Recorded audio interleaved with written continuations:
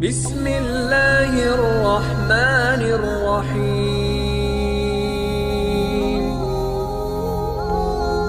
بہت سارے لوگ نماز ادا کرنے میں رمضان کے دنوں میں بہت زیادہ سستی کرتے ہیں کیونکہ وہ روزے کی حالت میں ہوتے ہیں اور تھکاوٹ کے باعث نماز چھوڑنے کا ارادہ کرتے ہیں، لیکن ایسا بالکل بھی نہیں کرنا چاہیے۔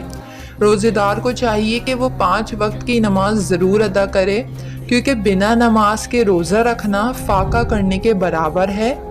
روزے دار کو چاہیے کہ روزے کی حالت میں جھوٹ اور چغلی کرنے سے اجتناب کرے، اور ویسے بھی پورا سال ان دونوں گناہوں سے بچنے کی کوشش کرے۔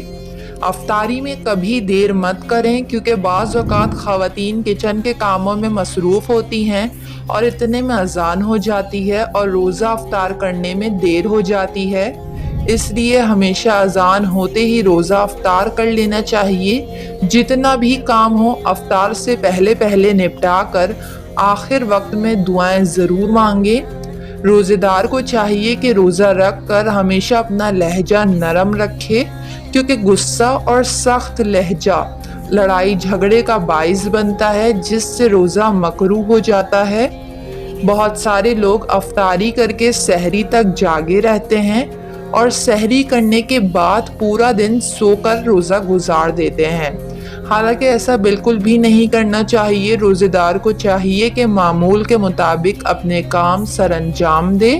روزہ صرف بھوک پیاس کو قابو رکھنے یا پھر صرف اللہ تعالیٰ کی عبادت کرنے کا نام نہیں ہے، بلکہ روزہ رکھ کر روزے دار کو چاہیے کہ دوسرے لوگوں کے ساتھ برے اخلاق سے پیش نہ آئے، کیونکہ بہت سارے لوگوں کو بھوک پیاس کی وجہ سے بہت زیادہ غصہ آنے لگتا ہے اور وہ غصہ سامنے والے پر اتار دیتے ہیں، جس کے باعث لڑائی جھگڑا ہوتا ہے، اور لڑائی جھگڑے کے دوران روزے دار برے الفاظوں کا استعمال کرنے لگتا ہے۔ کوشش کریں بازاروں کے چکر کم کاٹیں اور گھر پر زیادہ سے زیادہ وقت عبادت میں گزاریں، اور باہر گرمی بھی بہت ہے، ایسے میں باہر کم نکلیں۔ روزے کی حالت میں اپنا وقت فلمیں اور ڈرامے دیکھنے میں ضائع مت کریں۔ عبادت کرنے کے بعد بھی اگر آپ کے پاس وقت بچ جائے تو اپنی بیویوں کے ساتھ گھر کے کاموں میں ضرور ہاتھ بٹائیں، کیونکہ یہ سنت بھی ہے، اور عورتیں ویسے بھی پورا دن افطاری کی تیاری کر کے تھک جاتی ہیں، ایسے میں ان کو بھی تھوڑا وقت عبادت کا مل جائے گا۔ مرد حضرات تھکن کی وجہ سے تراویح چھوڑ دیتے ہیں، اگر کوئی جسمانی بڑا مسئلہ نہ ہو تو ضرور تراویح پڑھیں۔